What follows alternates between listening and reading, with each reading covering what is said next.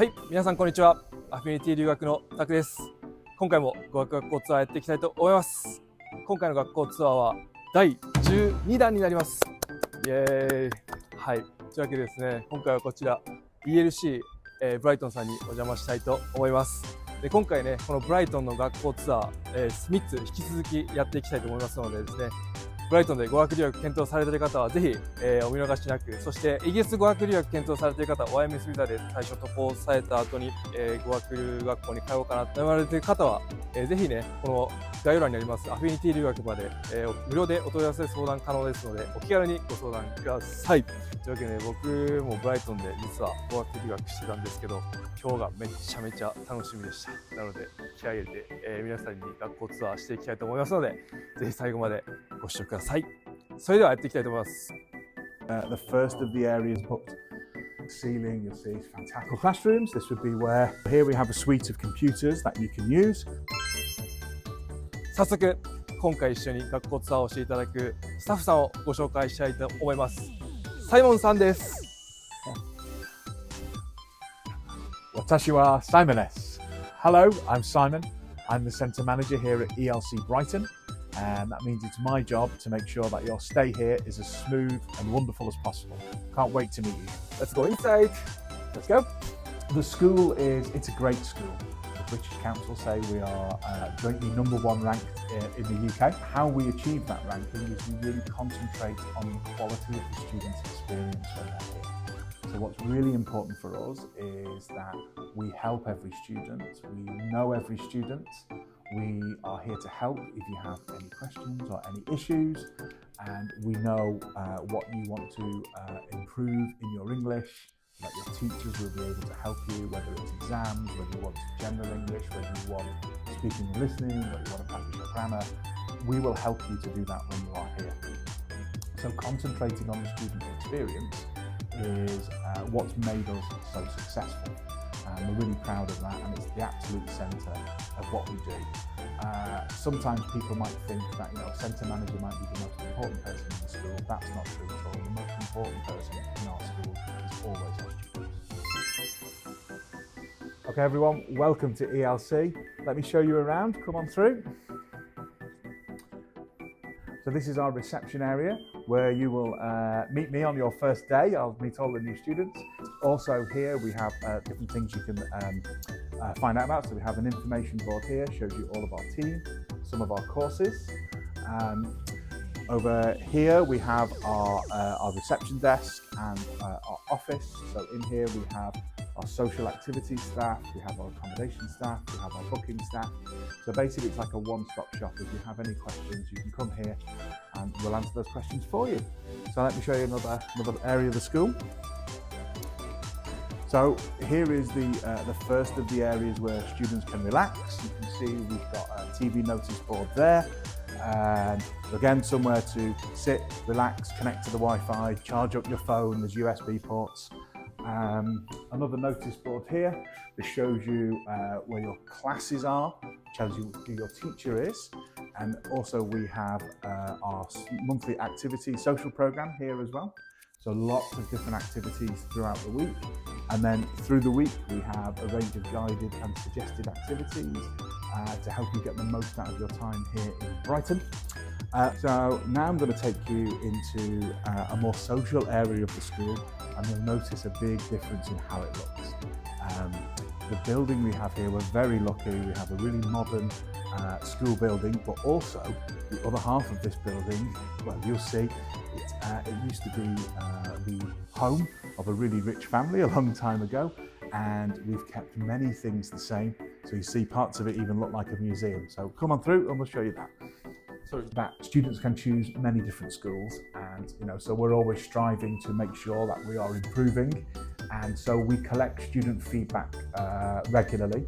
So after your first day, we will ask you on day 2 for some feedback about your lessons and accommodation, just so that if you have any initial issues, we can help you to fix those. So it's quite often that you might arrive and feel maybe your level of the class is too high or too low, and so we get that so we can move you on your first day. At the end of your first week, we ask you to give us feedback on your accommodation. So So if there is anything you're not sure about, you can talk to us, and we can solve those problems really quickly.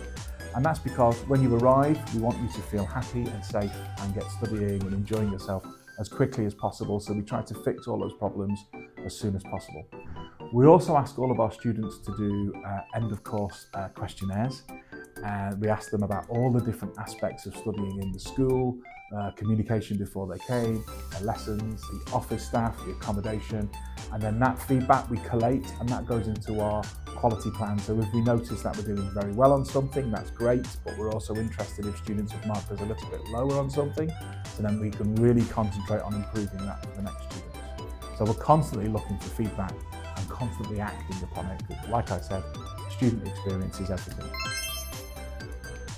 So you'll notice it starts to look different. If you look at the stained glass windows, we have this really impressive wall here, some of the original features and staircases, and this continues as we go through.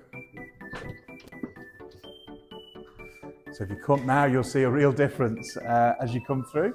So like I said, this used to be the house of a really rich family, and you can see here this is very different. So this used to be the front entrance to their house. You can see it does look very different. We've got the really grand staircase going upstairs here with more of those amazing walls and some amazing original light fittings. So really fantastic. You can see over here some of the stained glass windows. You can see the chandelier. But now these three rooms, they are for students to relax between their lessons, to eat their lunch. So we have over here, we have our student kitchen. So here we've got kettles for hot water, we've got microwaves, we've got a coffee machine, we've got a fridge, we've got cold water tap, we've got a snack machine. So lots of space for students to sit and eat and relax. In the middle here now, obviously a place for more students to sit at lunchtime in their lessons. In this area, there are lots of shops and cafes and restaurants, all within a very, very short distance walk. Your classmates will tell you all the great places to go, but there is everything here from Michelin-starred restaurants to fast food and coffee shops. And then in here, we have our student lounge. We've tried to keep it as original as possible. If you have a look at the ceiling, you'll see fantastic architecture. So this is now really popular, and even British people will come in to have a tour of the building. So we're really lucky. Can I ask something? Yeah. When was it built, this building? Do you know? This building, yeah, it was. This is when, before King George III became the king, he was a Prince Regent, and he spent a lot of time in Brighton. And so this period is called Regency, and all of the buildings in Brighton are like this were built during that time. So that's back in the 1700s and something like that. And you notice like one of the most popular attractions in Brighton is the pavilion. And this used to be the palace for the Prince Regent. And he built it, and he liked to take architectural styles from all over the world. So he used to look at, for example, Christian architecture, Islamic architecture, and he'd bring those influences here. And then that caught on as a fashion. So you see when we go around the school, there's a real mix of those different architectural styles in the old room, in the old house. How was your school? How about your school? The school, Yeah. the school is 60 years old. Years old. Yes, but the building is older. I don't feel very old, like smelly, like it's like fresh. Yeah. Oh well, that's very Very nice nice. to hear. I mean, good Yeah. environment, Yeah, good yeah. place. You can see when they come in, they'll go like this on their first day when they come in, and I did that too when I first joined the school. Oh. We're located in the city of Brighton, and in an area of Brighton called Hove. So this is slightly outside the city centre, but actually really close. So it's about 20 minutes walking to the city centre. It's about 10 minutes on the bus. Also, we are 5 minutes walk from the beach, which is one of the major attractions of Brighton. It is a lovely beach. It's really nice to go for a walk. You'll have time during lunchtime to go out, buy a drink, buy a coffee, buy something to eat, and walk to the beach and have a sit down and come back for your afternoon lessons.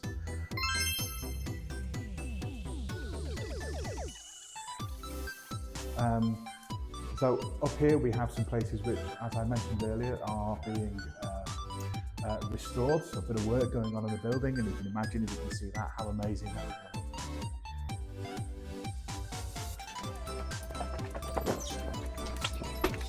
Go back now to the modern part of the building and you'll see some of our classrooms. So if I take you into a typical classroom. So this is one of our typical classrooms. This would be where you would have your general English lessons or your exam classes. The classrooms will have a mixture of interactive whiteboards and projectors and TVs. Maximum class size is 12. The average is normally a little bit below that as well. So they're really nice small classes. You get plenty of chance to speak to your teacher, to speak to your classmates. You get to really use your English as well as just study. You get lots of practice while you're here. So they're really nice classrooms. This is very typical. Oh, this is really nice, really interesting. So because parts of the building used to be the house for the rich family, there's lots of interesting features that you can still see around. So if you're not sure what this is, I'll explain. So basically now we are in the basement, and in the old days, the rich family would live upstairs, and the workers, the servants, they would be downstairs. So if the master of the house he wanted a cup of tea, he would press a button and then it would ring here and it would tell the servants what he wanted and where he was, and then so the servants would make him a cup of tea and they would bring it up. I have to say this doesn't work now. If I ring for a cup of tea, nobody brings one. I have to make my own. But you see, when you're at the school, you see lots of features like this around which remind you that it used to be this really fabulous, amazing old time classroom. So this is we're now in our study centre. So here we have a suite of computers that you can use. I know that most students now, including myself, will have a smartphone or an iPad, but there are times when you need to use a PC, and this is open for students to use anytime. You just come in, you don't need to ask permission, there's a printer there. Can I ask? Yes. So Japanese people come to UK as a youth mobility scheme visa. Do we need like CV for apply this job? Is it possible to print out? 100% yes. No problem at all. Honestly, most students here will use the computers for when they want to print something, because we all know now people are not using desktop PCs as much as they used to, but people still need to print something out. So if they need to print a CV, if they want to have a copy of their boarding pass for when they're going home, which is quite often, people still want that, then just come here, print it out, there's instructions on the wall. Okay, so this is the other part of the study centre. So this is, we keep this as a quiet place for people to do extra work or to do their homework. We have a library with lots of books here, which you can, we work on an honour system, so you can take the books home at night and you can bring them back the next day. But like a nice quiet space for students to practice. Sometimes in Tuesday afternoons, we also have a teacher in here as well. So when there's a teacher here, you can ask them some questions. If you've got, maybe a point of grammar you're not quite sure of or something like that. Okay, so now we'll go into our business centre. So this is primarily for students who are on our business courses or our executive mini group courses, sometimes one-to-one book classes as well. So they come on through. So we have a mixture of different classroom types here. So for example, we have a room for one-to-one classes. So if someone has booked intensive one-to-one, maybe it's exam one-to-one revision, or maybe it's a business course, and you can see your lovely stained glass windows again. And we go through, show you a couple of classrooms.